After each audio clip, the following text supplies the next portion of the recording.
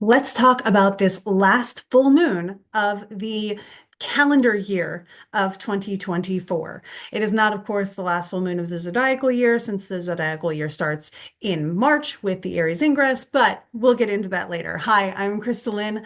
I am your friendly astrological magician, and this is going to be my interpretation of walking you through the actual chart for this full moon occurring in Gemini this weekend. It's got some interesting things to it, so I can't wait to show you. We're going to use the chart as our guide, and we will dive in now.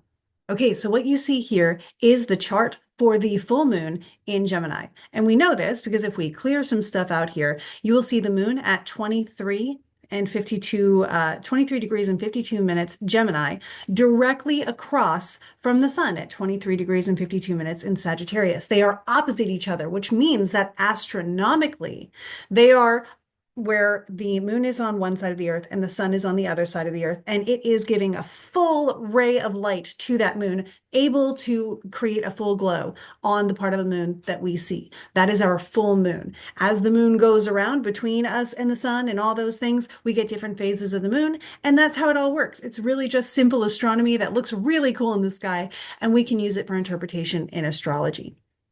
So moving into a moon in Gemini with those air and mutable qualities. Again, Gemini, we already know, has a lot to do with communication, with connecting to people, with bringing two together and connecting them in some way, right? The Gemini twins kind of metaphor there.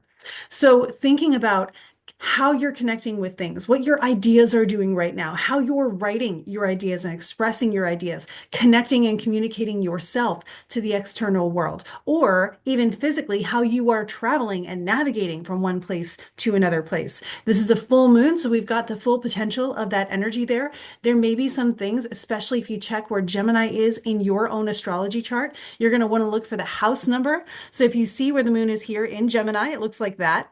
And then you're going to want to look for a house number associated with that. In this case, it's the eighth house, but you can have Gemini in any house, depending on what time of day that you were born.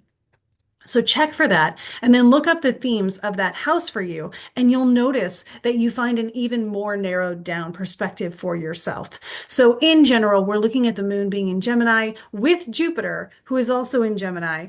That's notable because Jupiter, of course, is the greater benefic. However, Jupiter right now is both retrograde, and Gemini is not Jupiter's favorite place to be. So with Jupiter in Gemini, we see Jupiter kind of in detriment. So that just means it's the opposite of Jupiter's comfort zone. It's not where Jupiter is in domicile and has all of the comforts or has everything Jupiter needs to feel supported. It's kind of in exile in that situation. This does not mean that, like, if you have Jupiter in Gemini, that you have a bad thing. It's not. It's just simply that Jupiter isn't Jupitering to the fullest potential. So Jupiter is finding other creative ways to express itself. This can sometimes show up in ways that are unconventional or different than what culture or societal norms typically show. So if you find that in your chart and you're like, wow, I am a little bit different in this area of my life, that's okay, because you were always going to be, and it's allowed. I have several planets like this in my chart. It's okay. We still get by. We are still lovable. It's amazing. So we see that the moon is with Jupiter. That is considered a decent thing for the moon because, again, Jupiter is a benefic. But we do know that Jupiter is struggling. The ruler of this lunation is Mercury. Mercury rules Gemini. Therefore, Mercury is the ruler of the moon right now, and the moon is what we are looking at. So the ruler of the moon, Mercury, is over here in Sagittarius. Now, we just talked about Jupiter being in detriment in Gemini because it's the opposite of Jupiter's sign. So when we know that Mercury rules Gemini and is in the opposite sign, Sagittarius, that also means that Mercury is also retrograde and in detriment. The one good thing that we can know about this is the last day of Mercury's retrograde. Mercury is going to station direct later this very day. And if we use this program specifically, we can go into the event navigator and you can do direction changes, and you will know that by 4 p.m. Eastern time on this day, so within 12 hours or so, Mercury will then station direct, which means that at this moment, Mercury is kind of standing still. This is a poignant moment for a planet in the planet's cycle that it goes through. And so this may be a poignant day for us as well. It's also reminding us that sometimes stillness is the best option before taking action. So my recommendation is, of course, to be still, to take a minute to assess what is going on and what you really want, what your priorities truly are before taking action, making decisions, or committing to anything around this full moon, which is happening on the 15th. This may especially show up again in the area of your life that is represented by the house where your Gemini falls. So, again, finding Gemini in your own chart, knowing what number is associated with that sign, will help you narrow this down even more if you're looking for it. And again, will help you affirm what's going on in your life if life happens, and then you can actually support that with the evidence of the astrology chart.